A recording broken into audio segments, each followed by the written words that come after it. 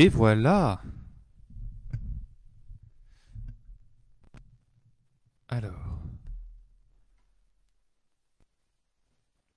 voilà le retour du direct. Bon, alors, je vais voir qui est connecté.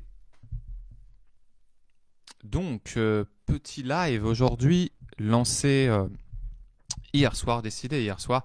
Voilà, j'ai réussi à me dégager un peu de temps et du coup, je me suis dit que c'était bien de pouvoir continuer, refaire des lives. Alors, voilà, ça y est, je vois Christian. Ça y est, ça se connecte. Super. Salut Christian. Merci à toi d'être là. Hein. Tu étais déjà là sur les précédents. Tu es là sur celui-là. Voilà, j'ai eu quelques demandes. Hein. Pas mal de personnes m'ont demandé justement s'il y aurait des nouveaux lives. Eh bien, je me suis dit que c'était l'occasion de continuer voilà, avec cette fin d'année qui approche. Et puis ce confinement hein, qui est encore là. Donc voilà, l'idée c'est de vous apporter de la valeur. Hein. Est-ce que vous m'entendez bien? Déjà, parce que là, je prends la confiance, mais si ça se trouve, personne ne m'entend, je parle tout seul. Dites-moi, donc il y a Cynthia, il y a Neuza, il y a Christian. Ok, bon, on va attendre que ça se connecte un petit peu. Est-ce que vous m'entendez bien? Dites-moi dans le chat, dans ce cas-là, si c'est bon, si vous m'entendez. Je pense que oui, hein, mais je préférerais être sûr, je préférerais avoir un oui. Ok, tout est ok. Super.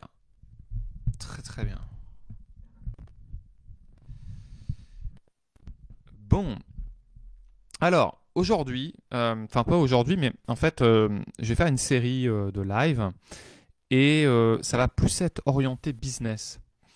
Parce que j'accompagne effectivement beaucoup de clients sur cette thématique. Donc des personnes qui veulent changer de vie pro. On sait très bien quand on change de vie pro, on change de vie au global. Des personnes qui veulent se mettre à leur compte. J'accompagne beaucoup d'entrepreneurs en devenir, des personnes qui ne sont pas du tout lancées, qui sont encore dans leur confort et inconfort, par exemple, de leur CDI, et qui veulent faire le pas, qui veulent franchir une étape. Et du coup, voilà, je les aide à oser croire en eux, à oser croire en leur projet, à acquérir un alignement. Moi, j'aime bien parler d'alignement, d'entrepreneur. Hein, ça veut dire d'avoir le mental qu'il faut, d'avoir l'état émotionnel qu'il faut, et ensuite d'agir comme un entrepreneur à succès. Donc, la première étape à tout ça, hein, souvent, c'est d'envisager une reconversion. C'est pour ça que j'ai choisi cette thématique. Voilà, je vois que ça se remplit pas mal, ça commence à se remplir là. Vous êtes un peu plus nombreux. Donc je m'y suis pris à la dernière minute. Donc bon, pour ceux qui me suivront en replay, eh bien, je suis ravi. Peut-être qu'il y aura un replay. Je pense que oui, de toute façon sur le groupe, il y en aura un. Après, vous avez vu, j'ai mis aussi pas mal sur YouTube. Voilà, bon, avant qu'on commence, dites-moi comment ça va. Je vois bonjour, Christian, Noza, Cynthia, voilà, ça se connecte. Karine, alignement sur ses valeurs, on va en parler, Christian, exactement. Comment vous allez? Parce que là, je retrouve des fidèles, hein, des personnes qui étaient là au précédent live. Comment ça va? Est-ce que ça va bien? Doit-on avoir un projet? Oui, en tout cas, l'avoir. Tu vois, moi, c'est comme les gens qui me disent ouais, mais j'ai pas confiance. Bah, tu l'as construit, la confiance. Et ben, le projet, ça va être pareil. Tu vas le construire. C'est normal de ne pas avoir de projet. Et aucune personne ne naît avec un projet. Donc, tu n'es pas obligé d'avoir un projet. Par contre, vas avoir des désirs, des envies que tu vas concrétiser dans un projet. Mais le projet, souvent, c'est une étape postérieure, d'accord? En amont, il se passe pas mal de choses. En amont, il se passe un processus, il se passe une réflexion. Hein, et c'est de ça qu'on va parler, en fait, aujourd'hui. Tout va bien, super, merci pour ce nouveau live. Oui, ça va très bien. Bon, bah, super. Je suis ravi de partager, du coup, bien ce moment avec vous. Donc, on parle de quoi? Alors oui, d'habitude, sur le précédent live, j'avais mis des titres avec des questionnements. Là, j'ai juste intitulé la reconversion parce que c'est un sujet qui est très vaste. On verra, peut-être qu'on détaillera suffisamment de choses aujourd'hui, peut-être qu'il y aura d'autres parties. En tout cas, voyons ça peut-être comme une introduction à la partie business sur laquelle je peux vous guider avec ces différents lives. Donc, on est prêt, on commence. Ok ?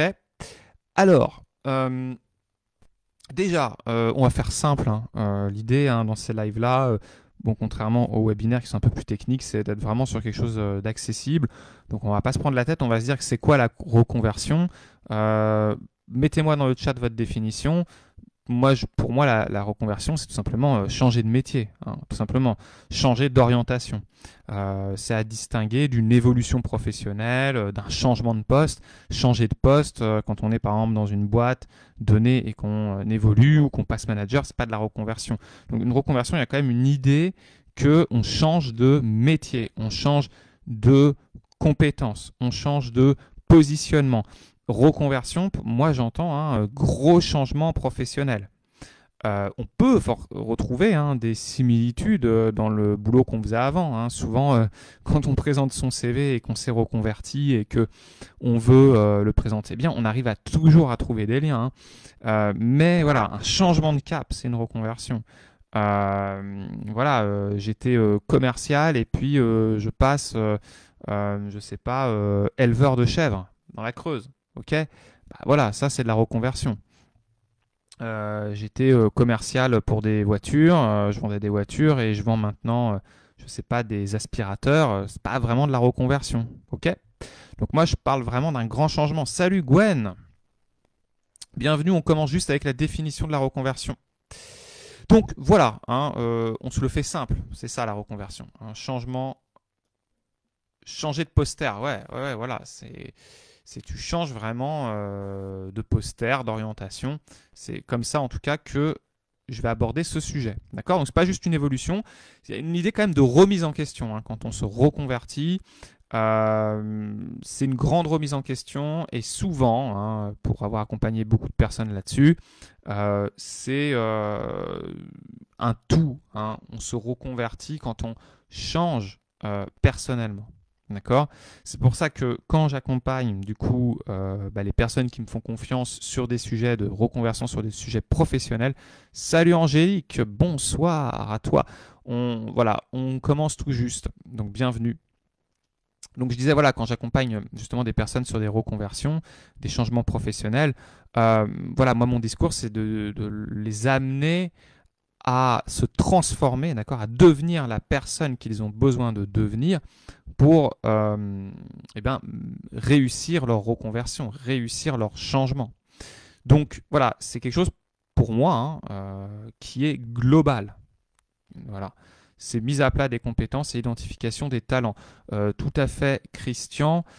Sauf que moi, 80, je fais des stats, là c'est un peu des stats à la volée, mais on va dire, allez, une très grande majorité de mes clients arrivent avec, mes compétences, voilà ce que je sais faire, mais je ne sais pas ce que je veux faire. Donc, tu vois, souvent cette étape-là de compétences, talents, elle arrive un peu tôt.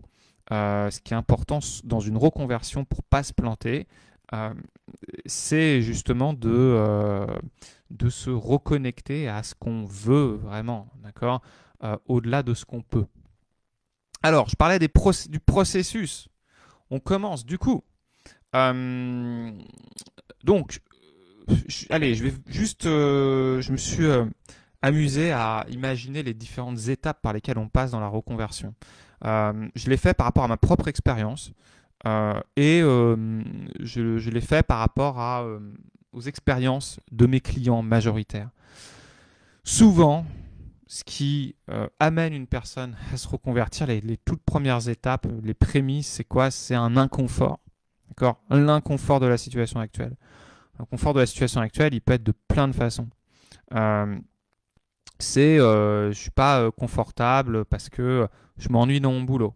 Je suis pas confortable parce que je passe mon temps dans les transports. Ok ?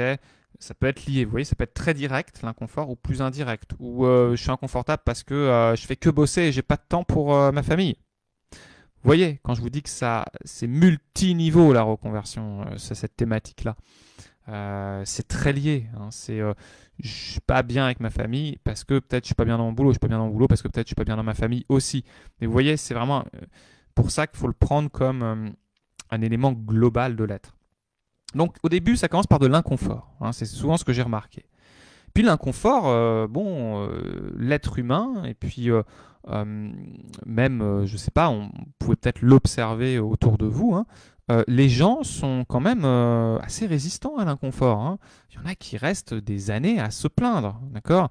Combien de fois j'ai vu dans mon expérience quand je bossais dans des gros groupes, des gens qui se plaignaient constamment, qui étaient dans l'inconfort, c'était pas suffisant du tout pour qu'ils envisagent une quelconque reconversion. Donc l'étape d'après, souvent, c'est quoi? C'est de la frustration. Euh, donc voilà, amusez-vous à le faire en même temps pour vous. Hein, si vous êtes dans le cas en ce moment en train de vous dire que vous allez peut-être vous reconvertir par exemple, ou que vous avez cette idée en tête de faire un changement profond, essayez d'imaginer les étapes et posez-vous la question, est-ce que je suis dedans? Comme ça va vous permettre de voir où vous en êtes en fait dans le cheminement. Donc inconfort au début, on arrive à le supporter, puis à un moment donné, on est frustré. Alors la frustration, c'est un peu plus fort que l'inconfort. C'est quelque chose qui devient un peu plus obsédant. D'accord? On se rend compte de tout ce que nous empêche notre travail actuel. D'accord? Ça devient quelque chose de plus présent à l'esprit.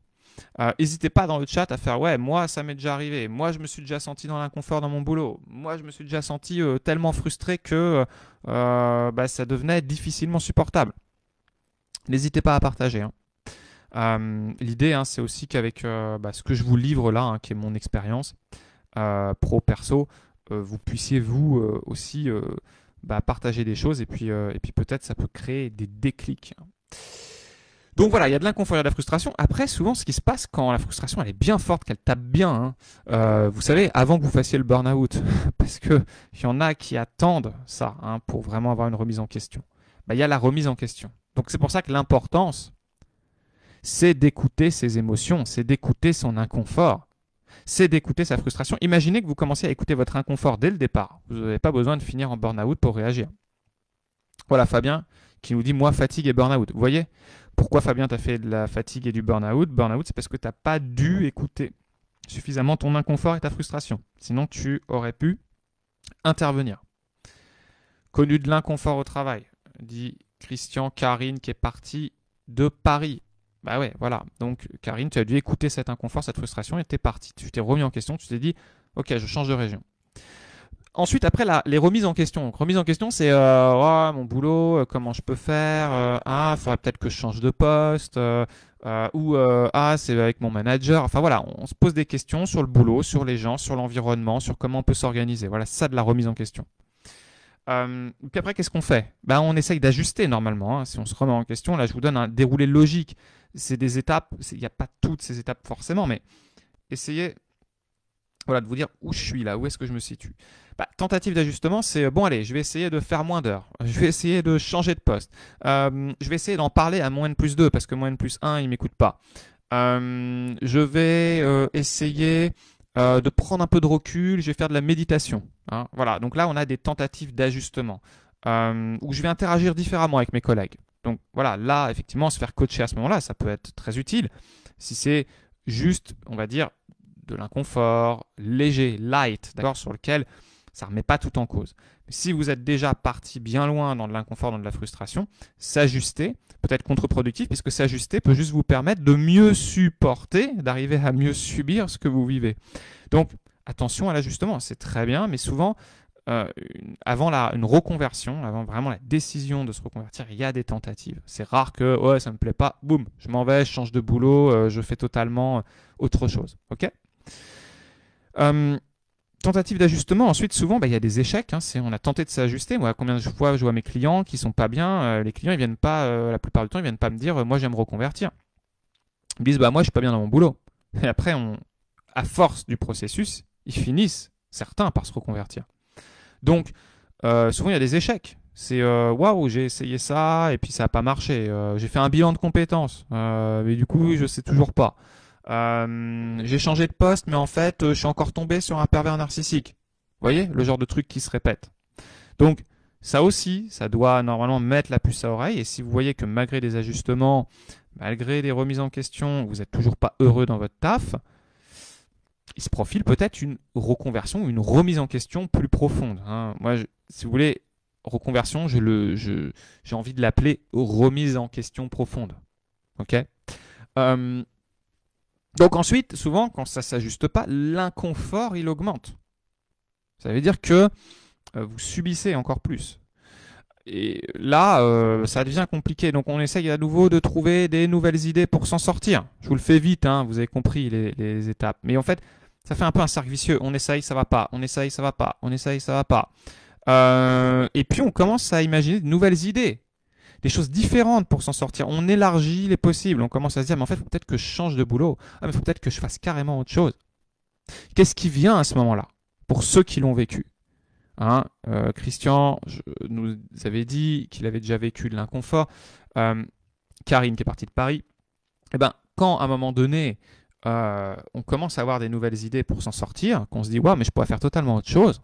En fait, c'est pas ce boulot-là que j'ai envie de faire. Eh ben, il y a le mot peur qui arrive. Waouh, peur du changement. Parce que là, vous savez pas ce qui vous attend. Ok. Donc, votre désir de vous reconvertir, votre désir de changer, souvent, il est totalement freiné par la peur de changer. D'accord? La peur de perdre. D'accord? Ça s'appelle de l'aversion à la perte. Pour ceux qui connaissent, qui ont étudié ça un petit peu. C'est-à-dire que, voilà, je sais pas ce que je vais trouver ailleurs, mais par contre, je sais que dans tout cet inconfort-là, c'est pas si inconfortable que ça. Parce que si un inconfort, il est vraiment, vraiment, vraiment trop fort, crois-moi que tu changes. Crois-moi que tu trouves la solution. D'accord? Donc, ce qui fait que les personnes, elles ne changent pas totalement, qu'elles ne se reconvertissent pas plus rapidement, parfois qu'elles ne passent pas à l'action, c'est parce qu'elles sont dans un inconfort confortable. Oui, peur de se tromper de chemin. Bah voilà, peur de se tromper de chemin. Ça, c'est une peur qui arrive très souvent. Merci Karine pour cette intervention. Mais il y a tellement d'autres peurs. Il y en a plein, plein, plein. Parlez-moi de vos peurs, je connais tout ça, j'ai tenté plein de choses sans succès. Le problème est toujours là, Cynthia. Bah voilà. Donc Cynthia, tu vois, si tu as tenté plusieurs fois, c'est bien, c'est que tu es passé par là, donc tu es dans un processus. D'accord? L'inconfort apporte des réponses, bien sûr, c'est dans l'inconfort qu'on va trouver les réponses. Donc, peur de perdre qui est plus forte de gagner, donc je ne change pas. D'accord? Si vous restez là-dedans, vous allez dans l'immobilisme, dans plus de souffrance, et vous allez devoir attendre le jour où peut-être ça viendra. Ok. Vous allez avoir un déclic. Clac. Le déclic, c'est quoi? C'est la bascule qui fait que la peur devient inférieure au désir. Ok. La peur devient inférieure au désir. C'est ça un déclic. Et donc, qu'est-ce qui se passe à ce moment-là? Eh bien là, c'est possible tout simplement de passer à l'action, d'agir.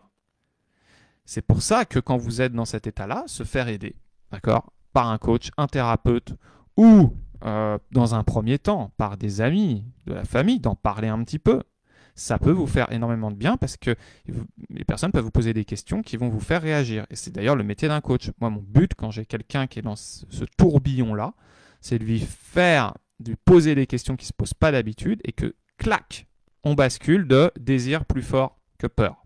Ok? C'est ça qui va amener le passage à l'action. Ensuite, une fois qu'on a eu le déclic, on se dit « Waouh, mais ça y est, c'est ça qu'il faut que je fasse ». Bah, on est encore un peu dans la peur, mais on est aussi dans le désir. Et ce qui va faire qu'on va vraiment passer à l'action, c'est quand on va vraiment maintenir cet état où le désir est plus fort que la peur. Il n'y a pas de secret, c'est ça. Ensuite, il va y avoir du passage à l'action, il va y avoir des doutes. Ok ? Peur de se tromper, il y en a un qui disait dans le chat, peur de l'inconnu, voilà, tous ces doutes-là. Et puis, parfois, ce qui se passe, et c'est même très souvent le cas, il y a des retours en arrière. On se dit, ouais, j'allais poser ma démission, et puis au dernier moment, je me suis dit, ouais, non, je suis quand même pas si mal. Ok ? Donc, ça, c'est normal, d'accord ? Parce que vous tâtonnez, c'est je désire, mais j'ai peur, je désire, mais j'ai peur. Des fois, j'ai plus peur que je désire, des fois, je désire plus que j'ai peur, vous voyez ? Donc, ça, c'est des étapes. C'est pour ça que c'est compliqué quand on est seul face à ça.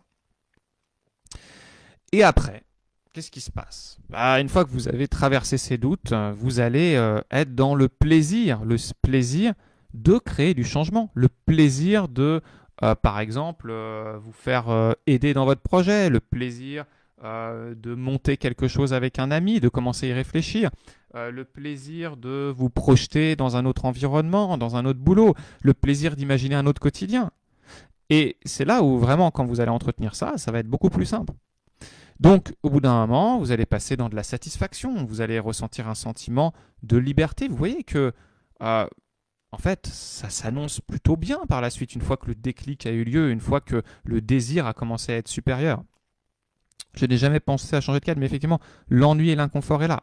Voilà, Angélique, bah oui, tout à fait. Donc ça veut dire peut-être qu'il faut penser à changer de cadre, mais peut-être pas. Hein, parce que on en parlera, d'accord, on va parler de ça plus tard, mais il y a aussi des raisons, énormément de raisons de ne pas se reconvertir. Hein. Si tout le monde se met à se reconvertir, voilà, ça peut être très instable, mais c'est aussi OK. Vous voyez? Donc il n'y a pas de solution toute faite là-dessus. C'est pas ah, t'es inconfortable là, ouais, reconvertis-toi. Non, c'est souvent plus complexe que ça. C'est pour ça qu'il faut travailler sur soi, bien se connaître, savoir qu'est-ce qu'on veut vraiment. Enfin, ça, on va en parler. Donc voilà, une fois qu'on est dans la satisfaction, qu'on est dans le sentiment de liberté, bah, il y a encore des peurs. Hein. Ceux moi j'ai déjà des clients qui viennent me voir et qui me disent ouais ben en fait moi avant de me reconvertir il faut plus que j'ai peur, il faut que je travaille sur mes peurs, il faut que je sois positif. Hein. Moi, j'ai beaucoup de gens qui viennent me voir, ils me disent moi je veux être positif. Ben oui, moi aussi je veux être positif, tout le monde veut être positif, mais si tu as des peurs, commence aussi par les écouter, d'accord? C'est un indicateur, une peur. Donc on va utiliser la peur, on va utiliser la joie, etc. Ok? Voilà les étapes. Juste ça, j'ai passé un peu de temps là-dessus, mais en fait, ce que je veux vous faire comprendre, en tout cas, ce que je veux vous transmettre de l'expérience que j'ai vécue moi-même, parce que là, ce que je vous ai listé, c'est du vécu, et c'est aussi du vécu perso, alors, quand moi j'ai fait une reconversion, mais aussi quand j'ai accompagné des clients. Réfléchir à ses inspirations, oui, tout à fait. Être à son écoute, bah oui, bien sûr. Ok, est-ce que ça va? Est-ce que c'est clair pour ces étapes? En fait, ce que je vais vous faire passer comme message, c'est que c'est un processus, quoi, tout simplement. Donc, si vous voulez imaginer une reconversion possible, soyez dans la joie d'être dans ce processus. C'est génial, il n'y a rien de plus excitant qu'une reconversion. Rien de plus magnifique que de se dire oh, je me suis peut-être trompé. Je peux faire mieux. Je peux être à un meilleur endroit. Je peux être à une meilleure place. Vous voyez? Tout va dépendre de comment on va le prendre. Ok? Donc, on continue. Qu'est-ce que je peux vous raconter? Avant d'aller sur les questions à se poser, je vous parle un peu de mon expérience. Comme ça, je vais vous parler d'un cas vécu, d'accord? Et puis ça va peut-être effectivement vous inspirer, ou tout de moins vous allez pouvoir faire du lien avec ce que je vous ai raconté. Moi, au départ, j'ai fait des études, on va dire, plutôt orientées business, école de commerce. Et puis, en sortant de tout cela, j'ai été à l'endroit où ça recrutait le plus, c'est-à-dire des cabinets de consulting pour de la gestion de projets, des projets marketing et informatique. Voilà, donc j'ai fait de la gestion de projet, j'ai commencé à piloter des équipes, alors c'était génial, niveau enrichissement intellectuel, j'ai adoré, voilà, au départ, voilà, monter des projets, gérer des budgets, responsabilités, tout ça, plutôt bien payé. Donc voilà, le côté confort était vraiment, vraiment, vraiment présent. Et puis, très rapidement quand même, hein, très rapidement, ça veut dire même les premiers mois, hein, je savais que c'était pas non plus le job de mes rêves, quoi. Ça veut dire que j'avais dans ma tête quelque chose déjà, même, j'ai envie de dire, allez, avant même de commencer ce boulot, avant même de commencer toutes ces missions, je savais que c'était pas le truc de ma vie, quoi. Je savais que je ferais pas ça toute ma vie. Donc déjà, voilà, j'avais déjà ce doute-là, que à l'époque, je n'ai pas écouté.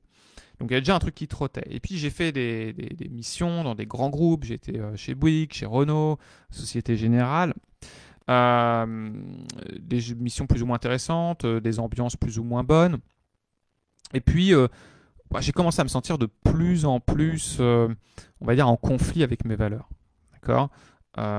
Sous-entendu que je devais prendre des décisions, impacter des équipes, aider à délocaliser des équipes. Enfin, vous voyez, des genres de choses où j'étais pas super heureux de me lever le matin. Je me disais pas, waouh, je vais changer le monde. Vous voyez. Je me disais, ouais, bah, je vais organiser une délocalisation, quoi. Je vais supprimer le boulot de certains, en donner à d'autres. Bon, voilà. Donc, voilà, déjà là, conflit de valeurs. Voilà, je commençais à être un peu moins à l'aise avec tout ça. Et puis, bah voilà, je me suis posé la question de qu'est-ce qui m'intéressait. Moi, j'aimais bien plutôt le contact humain, le relationnel, la communication. J'ai commencé à m'intéresser à l'hypnose notamment. Donc, j'ai fait des formations, j'ai pris mes congés pour me former. J'avais déjà dans l'idée de me reconvertir à cette époque-là, mais c'était pas vraiment une idée consciente, hein. C'était je verrai, je fais ça, je verrai. Et souvent, c'est ça qui permet de faire le pas, c'est euh, d'être dans cette progression, d'être dans ce processus. Parce que si on se dit dès le départ, je vais lâcher mon boulot, on peut être tellement dans la peur de perdre justement qu'on va rien faire. Donc explorer, garder le boulot et puis explorer, se renseigner, lire, voilà. Donc c'est un peu ce que j'ai fait. Et ça m'a pas mal aidé. Et qu'est-ce qui s'est passé? Eh bien, j'avais plutôt bien réussi mes formations. Je me sentais vraiment épanoui là-dedans. J'avais l'impression d'apporter vraiment une vraie valeur ajoutée, plus qu'avec mes tableaux Excel. En gros, voilà, ce que je faisais n'avait plus de sens suffisamment puissant pour moi. Et j'avais envie, en fait, de contribuer, voilà, réellement, d'avoir un impact réel positif sur le monde et sur moi-même. Voilà. Donc c'est pour ça que je me suis intéressé. Après, donc j'ai dit hypnose, psycho, coaching, voilà, et que j'ai réussi à me lancer. Je parlais d'un déclic, justement. Donc moi, j'ai eu pas mal de doutes, parce que les doutes et les peurs, c'était quoi? C'est parce que je gagnais extrêmement bien ma vie. J'avais des propositions d'augmentation non-stop, le boulot que je faisais plaisait, donc c'est compliqué quand tout le monde te dit ouais c'est bien Arnaud, tiens on peut t'augmenter ou ah il y a une nouvelle mission. Moi on me proposait voilà plutôt des augmentations, c'était plutôt une phase d'expansion. En fait le déclic c'est que je me suis vraiment posé la question, c'est quoi réussir sa vie? D'accord? C'est quoi réussir sa vie? Et réussir sa vie, c'est quoi? Est-ce que c'est gagner plus d'argent? Est-ce que c'est me sentir toute ma vie dans une plus grande sécurité? Ou est-ce que c'est faire quelque chose que j'aime vraiment? Est-ce que c'est me réveiller le matin et me dire, waouh, je suis fier de faire ce boulot? Parce que à la fin, j'avais presque un peu honte de dire ce que je faisais. En tout cas, ça ne m'intéressait pas des masses d'en parler, quoi. Donc voilà, je me suis posé la vraie question. Alors ce déclic-là, je l'ai eu avec une amie qui m'a fait à l'époque, on s'était fait un échange de pratiques. J'avais fait une séance d'hypnose, elle m'avait fait une séance de coaching. J'avais utilisé ce qu'on appelle de la modélisation. C'est je m'étais mis, j'avais imaginé, moi j'adore le groupe de musique Placebo. Je m'étais imaginé le chanteur de Placebo en train de me parler. Je lui avais demandé, mais qu'est-ce que je dois faire là pour avancer et tout. Et il m'avait dit un truc du genre, si tu veux une vie extraordinaire, il faut que tu fasses des choses extraordinaires. Voilà ce qu'il m'avait dit, avec son accent anglais. Voilà, si tu veux des choses extraordinaires, tu dois faire des choses extraordinaires. Si tu veux une vie extraordinaire, il ne faut pas que tu écoutes tous ceux qui ne veulent pas d'une vie extraordinaire, qui veulent la sécurité. Donc j'ai écouté Brian et ça a été un déclic incroyable. À partir de là, je me suis dit, allez, j'envoie balader mes doutes, tant pis si je me plante. Après tout, ça sera une expérience. Ça m'a fait un changement de mindset total et du coup là j'ai osé, je me suis lancé et j'ai eu une superbe énergie. Voilà, ça ne veut pas dire que j'ai pas eu peur à certains moments, hein. Okay. Donc ça a été un premier déclic. Et puis deuxième déclic, c'est quand j'ai dit non à une offre qu'on me mettait sur la table pour bosser à côté de chez moi, payer, voilà, c'était presque indécent. Voilà. Donc pour un truc simple, en plus, voilà, rôder à côté de chez moi, on me proposait même des avantages euh, autres que le salaire. Enfin, voilà, j'ai un truc vraiment là qui vient te dire, waouh, tu restes dans le système et tu vas pouvoir être tranquille, tu n'auras pas de questions à te poser, tout va bien se passer. Ben, j'ai su dire non à ça. J'ai dit non, j'ai passé un entretien et j'ai dit non au deuxième. Voilà, donc tout ça pour vous dire que c'est un processus. Je vous ai parlé du mien. Partagez le vôtre si vous voulez entre vous ou dans le chat. C'est tout à fait OK. Voilà ce que je vous ai dit. Donc là, vous voyez dans ce que je vous ai décrit, hein, il y a eu des peurs, il y a eu des doutes, il y a eu du passage à l'action, il y a eu des pas en arrière. J'ai passé un entretien alors que je m'étais déjà formé à tout ça. Vous voyez, pas en arrière. Le mec il passe un entretien alors que il a envie de se barrer totalement de ce milieu-là. Vous voyez, donc il faut le comprendre ça. C'est normal, c'est OK. OK, bon, ça va? Vous êtes toujours là? Je raconte un peu ma vie aujourd'hui, hein, mais je fais un format un peu différent de ceux d'habitude. Mais je trouve que si je veux justement vous inspirer, il faut que je sois dans la sincérité. Donc je vous dis sincèrement, hein, ce que j'ai vécu, c'est du vrai, c'est du voilà, c'est du brut. Voilà. Est-ce que ça va? Est-ce que vous me suivez? Est-ce que vous êtes OK? Est-ce que ça vous aide? Est-ce que ça vous inspire? Est-ce que vous vous dites ah oui, c'est possible aussi pour moi si vous êtes dans ce cas-là? Voilà. Exprimez-vous dans le chat. Donc, on en était où? Maintenant que je vous ai parlé de mon expérience perso, je vais vous parler un petit peu de mon expérience pro par rapport à la reconversion. Bon, bah, très bien, si ça vous inspire, si vous trouvez ça intéressant, merci pour vos messages. Les questions à se poser, c'est quoi? Oui, parce que voilà, maintenant je suis de l'autre côté. Donc, ce qui est intéressant, c'est que quand je suis face à des gens qui se trouvent des excuses pour ne pas agir, pour ne pas se poser vraiment de questions sur est-ce qu'ils sont à leur place ou pas, je pense que je suis crédible parce que je l'ai vécu. On n'est pas obligé de vivre la chose pour accompagner une personne, mais quand on l'a vécu, c'est encore plus OK et c'est encore plus impactant. D'accord? Donc, je pense qu'il y a plusieurs questions à se poser. Je vous en livre quelques-unes, d'accord? Celles qui, pour moi, sont peut-être les plus importantes, encore. Hein, c'est celles qui me viennent comme ça, hein, d'accord? Je n'ai pas préparé forcément grand-chose, mais une des questions à se poser, c'est déjà, la première, c'est pourquoi je veux changer de métier? Pourquoi je veux quitter cette boîte, hein? C'est quoi le problème, en fait? Est-ce que c'est le contenu du travail? Est-ce que c'est le travail en lui-même? Est-ce que le travail, il me saoule? Bon, je reprends mon cas hein, pour voilà, que vous fassiez des liens. Moi, mon cas, c'était les tableaux Excel toute la journée, ça me saoulait un peu. Voilà. Bon, le contenu n'était pas ouf. Les transports, combien de mes clients me disent, moi, j'en peux plus, je fais 1h30 aller, 1h30 retour.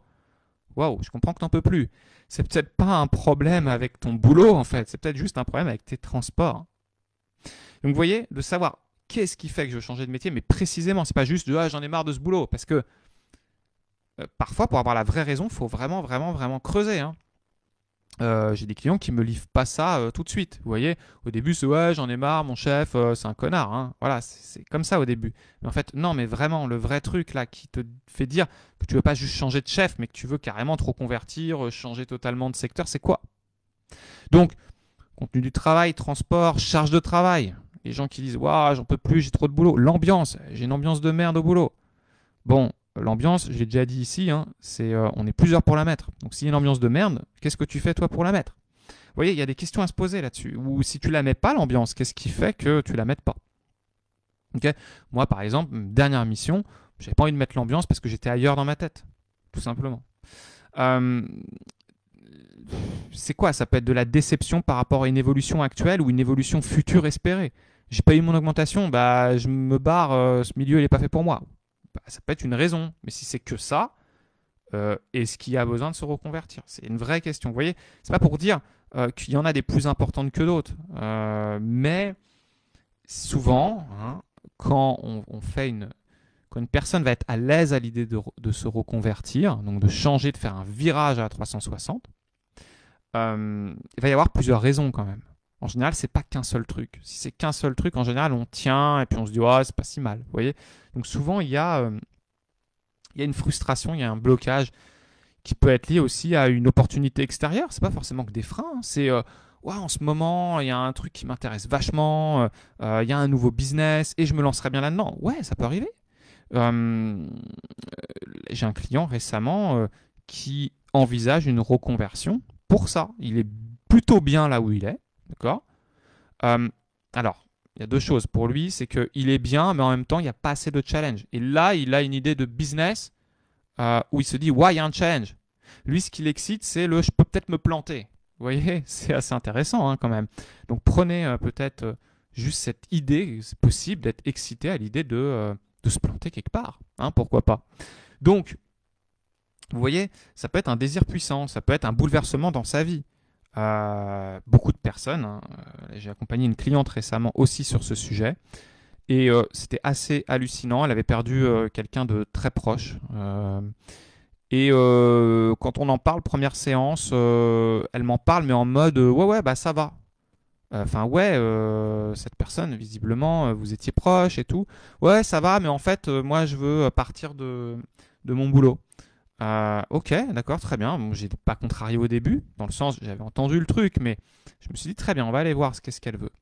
Et puis au final, au bout de la troisième séance, c'est revenu de plein fouet que, en fait, il y avait déjà un deuil à faire avant d'imaginer changer de boulot.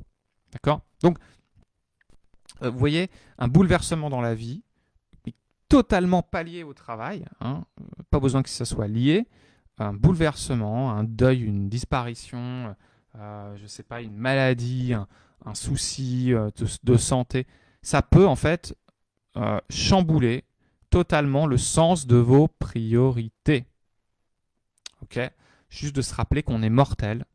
Il y en a, ça leur fait un déclic incroyable et ils se disent mais j'ai quand même pas passé toute ma vie avec ces têtes d'abrutis. Vous voyez. Donc c'est intéressant là de se dire ok, qu'est-ce qui fait que je veux changer de métier? C'est quoi? Ça concerne quoi? C'est mon environnement, c'est les gens que je fréquente, c'est le boulot en lui-même, c'est un bouleversement plus grand dans ma vie qui m'a un peu amené là-dessus. Et donc conscience, be aware, rappelez-vous notre ami Jean-Claude Van Damme, quand vous êtes aware de quelque chose, eh bien vous avez plus de pouvoir sur votre vie. Donc soyez aware, conscient de ce qui vous amène à imaginer une quelconque reconversion. Ok. Une autre question intéressante, pourquoi je fais ce métier actuellement?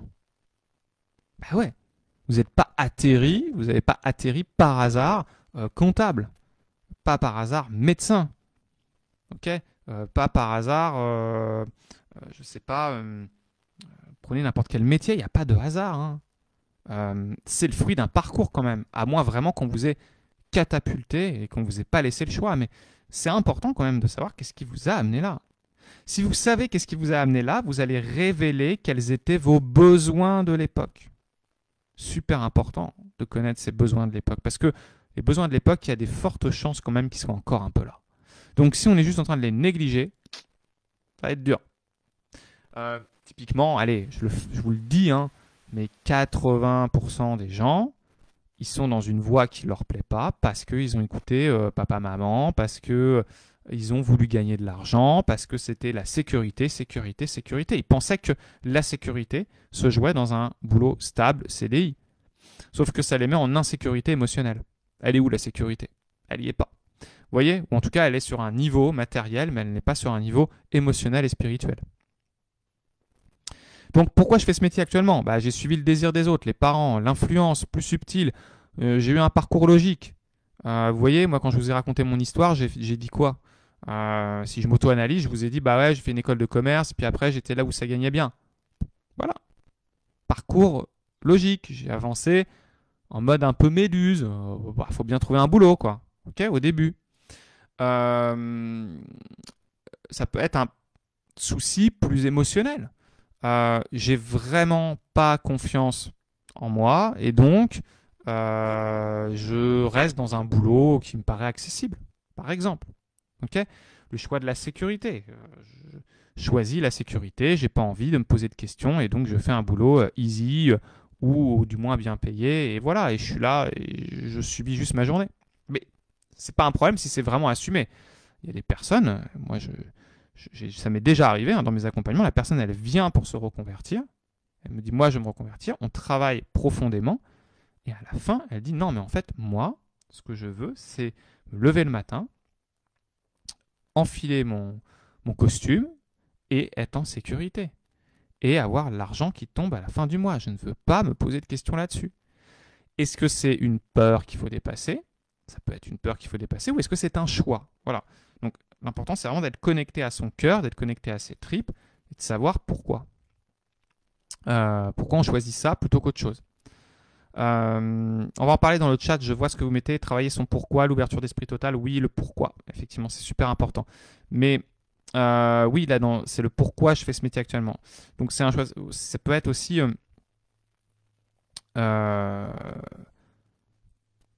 oui, ça peut être quelque chose de beaucoup plus profond, beaucoup plus inconscient. Donc dans ce cas-là, ça peut être en ayant fait une thérapie, en ayant été coaché, qu'on se réalise tout ça. Parce que le réaliser tout seul, être conscient de tout ça, c'est pas évident.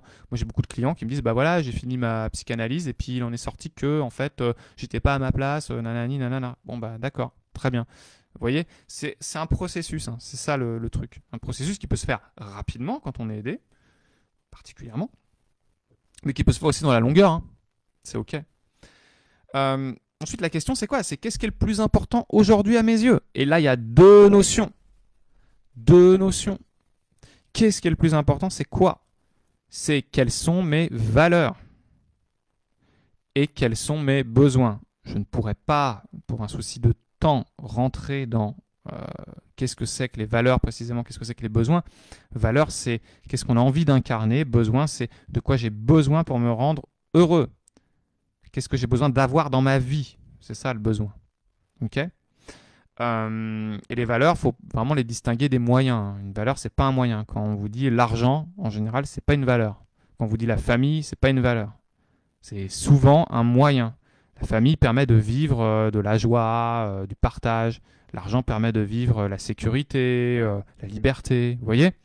Souvent des valeurs derrière. Donc, avoir conscience de tout ça, quelles sont mes valeurs et quels sont mes besoins. Mes besoins, j'ai besoin de quoi? J'ai besoin d'argent. Ah tiens. J'ai besoin de sécurité. Vous voyez, ça peut se croiser, hein, valeurs et besoins. Mais c'est intéressant de distinguer les deux, tout du moins de faire un travail sur les deux aspects. Donc ça, c'est quelque chose que je fais systématiquement avec mes clients parce qu'on ne le sait pas soi-même.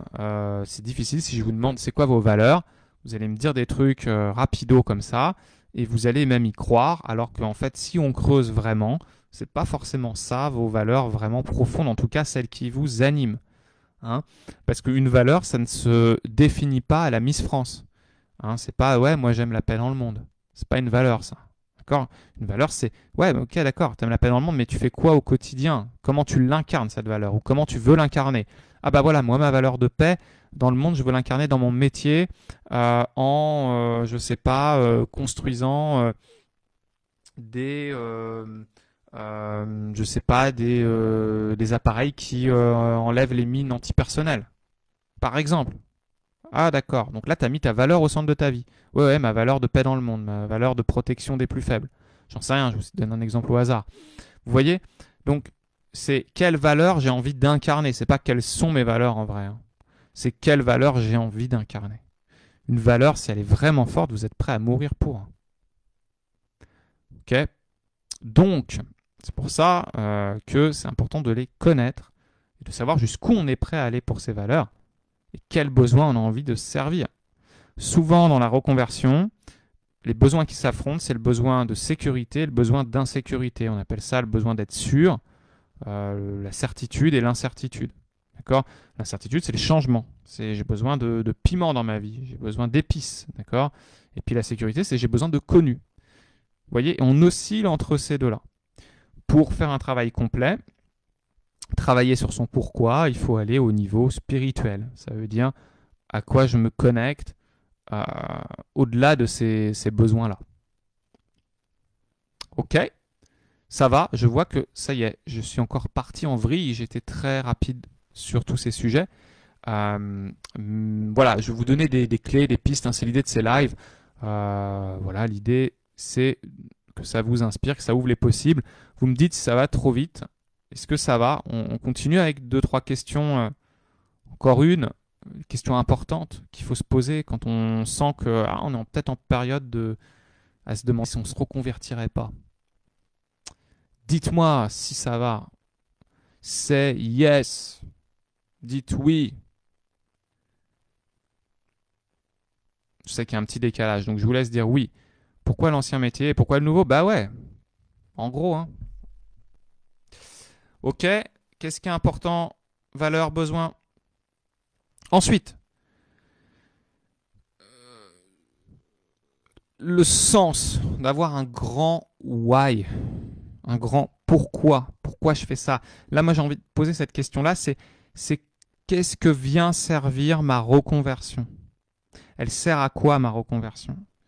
En général, quand je veux me reconvertir, quand je veux faire un virage 360, je veux éviter des trucs et en même temps, je vais aller vers quelque chose. Vous vous rappelez, j'en ai souvent parlé dans mes webinaires, il y a deux moteurs qui nous font bouger, éviter, aller vers, éviter, aller vers. Quand vous les utilisez bien, vous êtes imbattable, inarrêtable. Ok? Oui, Fabien, que tu dis savoir faire le deuil. Très important. C'est une étape très importante, effectivement, de savoir laisser partir son ancien soi.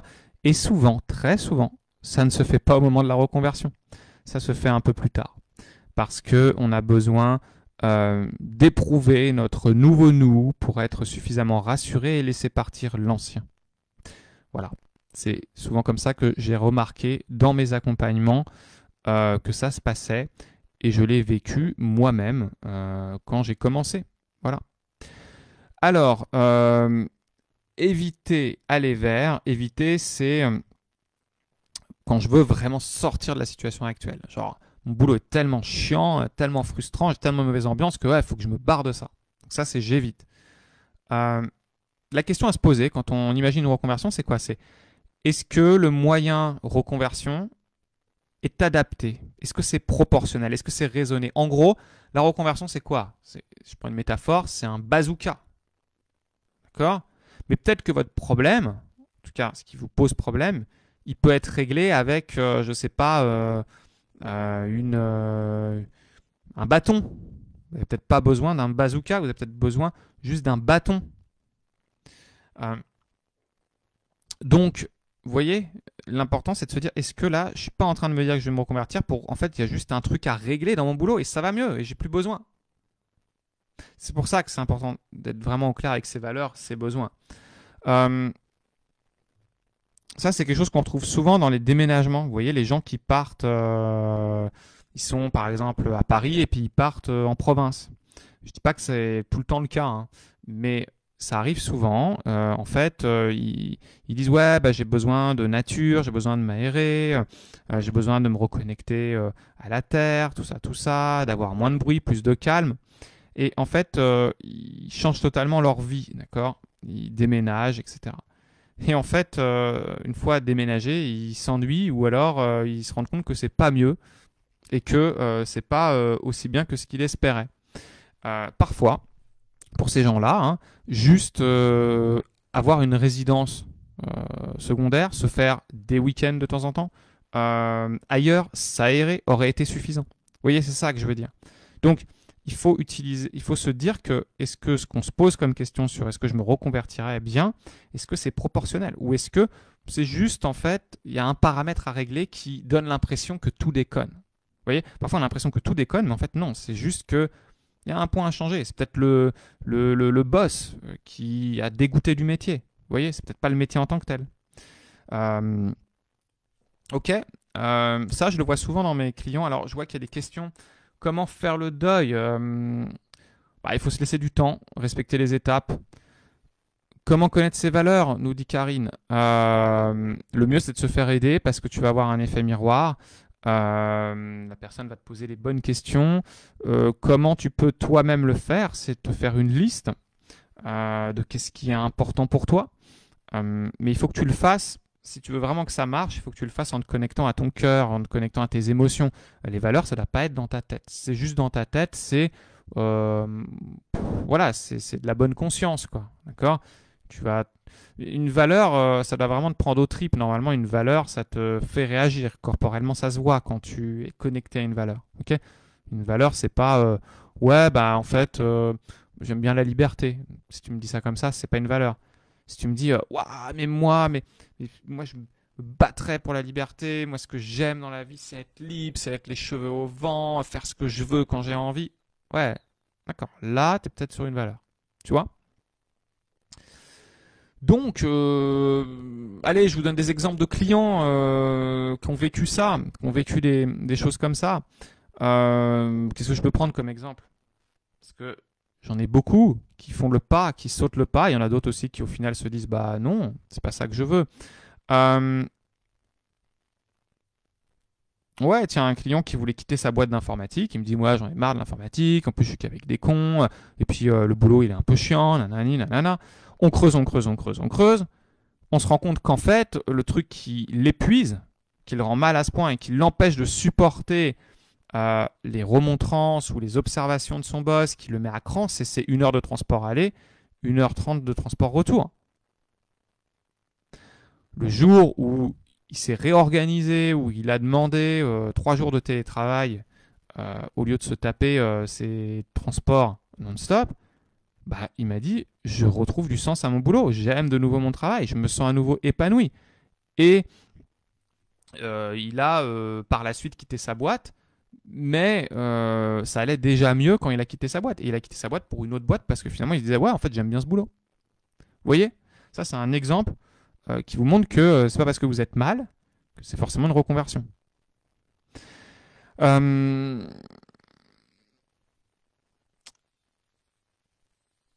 D'autres exemples, par exemple, un client qui m'avait dit ouais, moi je veux poser ma démission parce que mon boss c'est un vrai tyran, il harcèle les gens, etc. Bah, moi, la question que je pose à ça, c'est qu'est-ce qui fait que tu as supporté ça aussi longtemps? Si t'es avec un tyran, c'est quoi? C'est que tu as le syndrome de Stockholm. Tu as de la sympathie pour ton agresseur, c'est quoi? Et là, quand je pose une question comme ça, la personne elle réagit, il y a une émotion qui monte, et puis elle me dit bah, c'est parce que je veux gagner ma vie, j'ai mes enfants à élever et je veux payer les factures. Ok, très bien. Et donc là, on peut aller plus loin. C'est ok, mais alors du coup, tu crois que sur Terre, il existe qu'une seule boîte, qu'un seul patron qui peut te donner de l'argent? Et là, on travaille sur, par exemple, là, sur ce client-là qui me vient, on travaille sur l'estime de lui, parce qu'il pensait qu'il avait eu en gros un coup de peau avec sa boîte et donc il n'osait pas en sortir. Vous voyez? Et là, je vous donne des pistes. C'est pour vous montrer que, en fait, euh, c'est l'arbre qui cache la forêt. Il y a tellement de choses, tellement de niveaux, de strates sur lesquels on peut travailler quand on veut se reconvertir et qui va permettre que vous allez vraiment vous reconvertir. Si vous avez un désir profond, si vous êtes animé par quelque chose, si vous êtes en lien avec vos besoins, en lien avec vos valeurs, que vous avez un gros sens, un gros pourquoi, oui, vous allez pouvoir vous reconvertir et être heureux dans votre vie. Mais ça dépend de tellement de paramètres, ça dépend tellement de paramètres pour faire le pas, pour prendre conscience des choses, que, eh bien, j'espère que ce live vous inspirera, vous fera vous poser les bonnes questions. T'as une cliente récente. Alors elle, j'ai vraiment adoré. Alors c'est une personne brillante, vraiment, qui a fait plein de choses dans sa vie. C'est incroyable ce qu'elle a fait. Je pourrais écrire un livre, je pense. D'accord? Et son délire, parce que c'est un délire, hein, vraiment. Quand j'ai posé des questions, c'était ouais, ben en fait, je pourrais faire ça, et puis ouais, je peux faire ça aussi. Ah, mais je pourrais travailler là. Ah, mais je connais machine qui peut-être pourrait me pistonner, et puis je pourrais là. Ouais, puis j'ai les compétences pour ça, donc je pourrais aussi faire ça. Ouah, ouah, ouah, ouah, ouah, ouah, ouah. Elle me disait tout. Je peux faire de la compta, du droit, du commerce, de tout. Je vous cite pas tous les domaines, d'accord, pour garder son anonymat. Ça nous écoute. Mais elle nous disait voilà, tout ce qu'elle pouvait faire.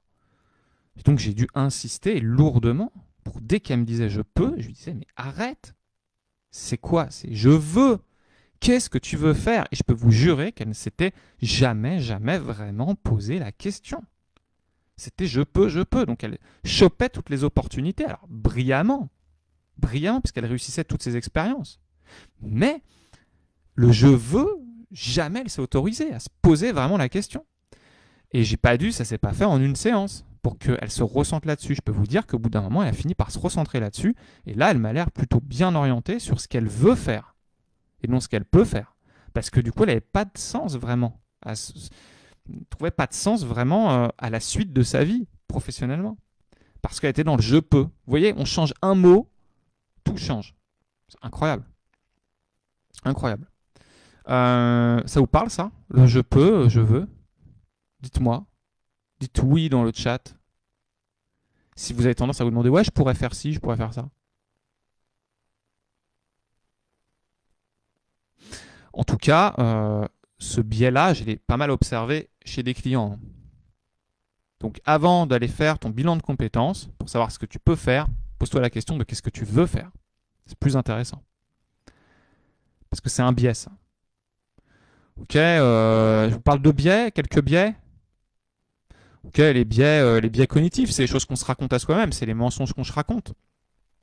Oui, nous dit Neuza. On peut être ok et se reconvertir tout de même.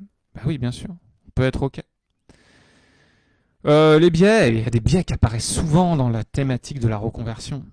C'est les gens qui me disent ouais, mais pour me reconvertir, moi il me faut tel diplôme, il faut que je sorte de telle école parce que sinon ça vaut rien, et puis il faut que j'ai tant d'expérience parce que sinon je pourrais pas être reconnu, et puis faut que je connaisse telle chose, faut que j'ai tel réseau.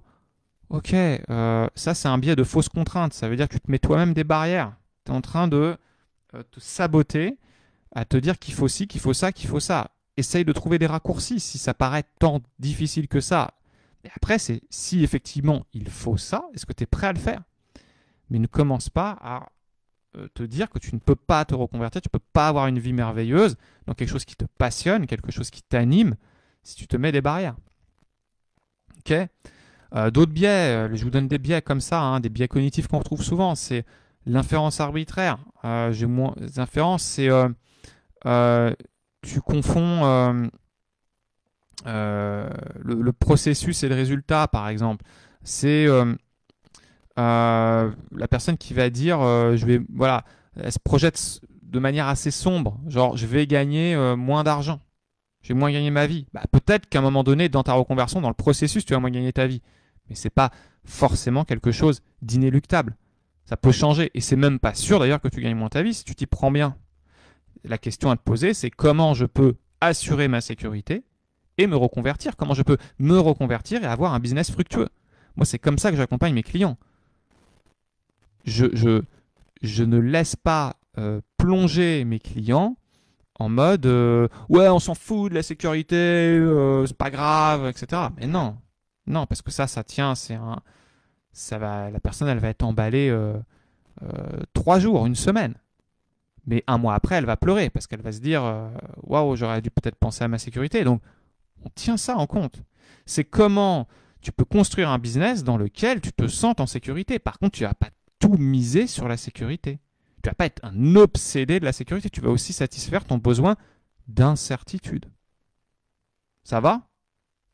Vous voyez, ces biais-là, ils nous bloquent. Un autre biais, un dernier, ce qu'on appelle l'abstraction sélective, quand on focalise que sur les aspects négatifs d'une situation et qu'on ne voit pas le reste. Donc du coup, on perçoit la situation totalement négativement. Par exemple, bah non, je ne vais pas me reconvertir, non, parce que voilà, insécurité. Mais en fait, j'oublie totalement que ma reconversion va donner du sens à ma vie, que je vais me lever avec plus d'énergie le matin, que j'aurai plus de temps pour mes enfants, que je vais être plus calme au quotidien, que je vais être fier de moi. Vous voyez? Je ne vois qu'un seul élément. Et souvent, ce qui vous empêche de faire le pas, c'est cette abstraction de tout ce que peut vous apporter le changement. Parce que vous connaissez le connu, bien sûr, le connu est connu, et donc vous êtes focalisé là-dessus. Voilà pour les questions, les biais qui peuvent se passer pendant une période de reconversion. Pour résumer, la conversion, c'est un processus. La reconversion, c'est un processus. Faites-vous confiance. Faites-vous aider si vous en ressentez le besoin. C'est quelque chose qui n'est pas évident. Entourez-vous des personnes peut-être qui l'ont déjà fait, qui savent ce que c'est, parce que je vais terminer là-dessus. Je n'en ai pas assez parlé. Je pourrais faire un live entier sur ce que je vais vous dire. Et on va terminer là-dessus, d'accord? Mais ça va être ouvrir sur autre chose, ce que je vous dis là. Si j'avais écouté, d'accord, toutes les personnes qui m'avaient dit, mais Arnaud, t'es dingue, mais putain, mais tu gagnes trop bien ta vie, t'es peinard, t'es en place, qu'est-ce que tu vas aller faire de l'hypnose? Si j'avais écouté ces gens-là, mais je serais encore en train de subir, ok? De subir dans des groupes impersonnels, de perdre du temps, de perdre ma vie en fait, si j'avais écouté ces gens-là. Hein? Donc j'ai accepté de les décevoir, entre guillemets, ok, pour ne plus me décevoir moi. Donc, un élément important dans la reconversion, vous devez vous entourer de gens positifs qui croient en vos projets. Pas forcément des gens qui vous disent « oui, vas-y, fonce, fonce, fonce ». Non, des gens qui vous aident à voir les possibilités, à sortir du défaitisme, à miser sur vous, à croire en vous. Voilà, c'est ça que vous avez besoin. Ok. Donc, l'entourage est extrêmement important. Voilà, je termine là-dessus parce que ça me paraissait essentiel de terminer sur quelque chose d'aussi important sur ce sujet. C'est peut-être même, j'ai envie de dire, je le dis à la fin, mais on retient souvent le début et la fin. Si vous retenez ça, bah c'est déjà super. Voilà, voilà. Est-ce que ça va? Est-ce que ça vous a plu? Est-ce que vous avez quelque chose à partager avant qu'on se dise au revoir? Dites-moi dans le chat.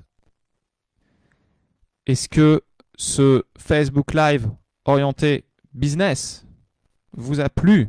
Est-ce que vous en voulez d'autres? J'ai plein d'idées là-dessus. Parce que c'est quelque chose que j'accompagne beaucoup, ce type de sujet. Dites-moi. Alors je sais qu'il y a ce petit décalage, mais en tout cas voilà. Il y aura d'autres lives normalement. Si ça vous a plu, on continue, tout simplement. Ok? Eh bien, Fabien qui me dit merci. Merci. Merci à toi, Fabien.